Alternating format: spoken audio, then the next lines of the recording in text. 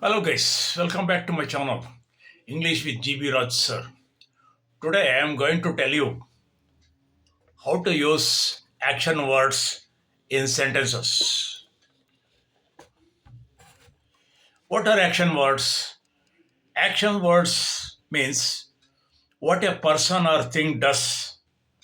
A person or animal or thing does at the moment. For example, he is walking. What is he doing? He is walking.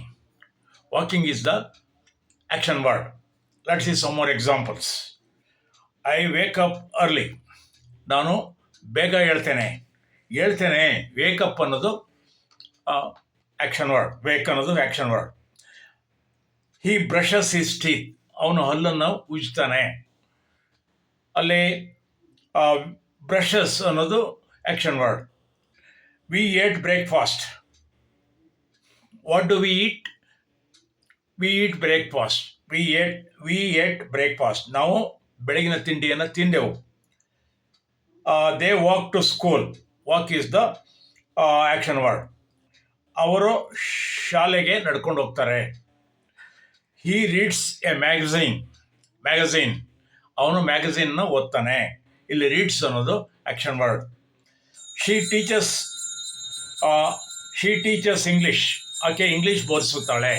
Teachers ಅನ್ನೋದು action word. What does she do? She teachers English. Mother cooks delicious food. ಅಮ್ಮ ರುಚಿಕರವಾದ ಅಡುಗೆಯನ್ನು ತಯಾರಿಸ್ತಾರೆ ಅನ್ನೋದು cooks, ಅಡುಗೆ ಮಾಡೋದು. ಅದೇನೇ action word. Next, my children play in the park. ನನ್ನ ಮಕ್ಕಳು ಪಾರ್ಕಲ್ಲಿ ಆಟ ಆಡ್ತಾರೆ. ಪ್ಲೇ ಅನ್ನೋದು ಆ್ಯಕ್ಷನ್ ವರ್ಡ್.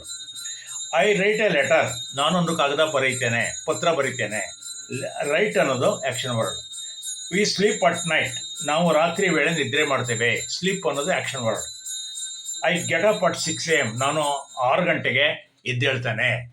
ಅಲ್ಲಿ ಗೆಟ್ ಅಪ್ ಅನ್ನೋದು action word. I take a bath. ನಾನು ಸ್ನಾನ ಮಾಡ್ತೇನೆ.